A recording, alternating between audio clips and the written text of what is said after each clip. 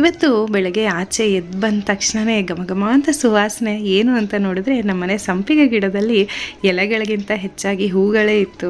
ವಸಂತ ಶುರು ಆಗಿದ್ದು ಹೂಗಳಂತೂ ತುಂಬಾ ಚೆನ್ನಾಗಿ ಬಿಡ್ತದೆ. ಎಲ್ಲ ಗಿಡದಲ್ಲೂ ಹೆಚ್ಚು ಹೂ ಬಿಡೋಕ್ಕೆ ಶುರುವಾಗಿದೆ. ಈ ಮಾಸದಲ್ಲಂತೂ ಎಷ್ಟು ಚೆನ್ನಾಗಿರುತ್ತೆ ಅಂದರೆ ಪ್ರತಿಯೊಂದು ಮರನೂ ಹಸಿರಾಗಿರುತ್ತೆ. ಕೆಲವು ಮರಗಳಂತೂ ಪೂರ್ತಿ ಹೂವಿಂದ ತುಂಬಿರುತ್ತೆ. ಬೆಂಗಳೂರಲ್ಲಂತೂ ಅದು ಕಣ್ಣಿಗೆ ನಯನ ಮನೋಹರವಾಗಿರುತ್ತೆ. ಈಗಂತೂ ಹೂ ಕೊಂಡ್ಕೊಳ್ಳೋದೇ ಕಮ್ಮಿ. ನಾನು ಮನೇಲೇ ಸಾಕಷ್ಟು ಬಿಡುತ್ತೆ. ಪ್ರತಿನಿತ್ಯದ ಪೂಜೆಗೆ ಇದೇ ಹೂ ಆಗುತ್ತೆ. ಯಾವುದಾದ್ರೂ ಹಬ್ಬ ಹರಿದಿನ ಅಥವಾ ಶುಕ್ರವಾರ ವಿಶೇಷ ದಿನಗಳಲ್ಲಿ ಮಾತ್ರ ಹೂ ಕೊಂಡ್ಕೊಳ್ತೀನಿ. ಇವತ್ತು ಬೆಳಗಿನ ತಿಂಡಿಗೆ ನಾನು ಅಕ್ಕಿ ಶಾವಿಗೆ ಮಾಡ್ತಾಯಿದ್ದೀನಿ. ಸಮನ್ವಿಗೆ ಸ್ಕೂಲ್ ರಜಾ ಇರೋದ್ರಿಂದ ಆದಷ್ಟು ಅವಳಿಗೆ ಇಷ್ಟವಾಗದೆ ಮಾಡ್ತಾಯಿದ್ದೀನಿ.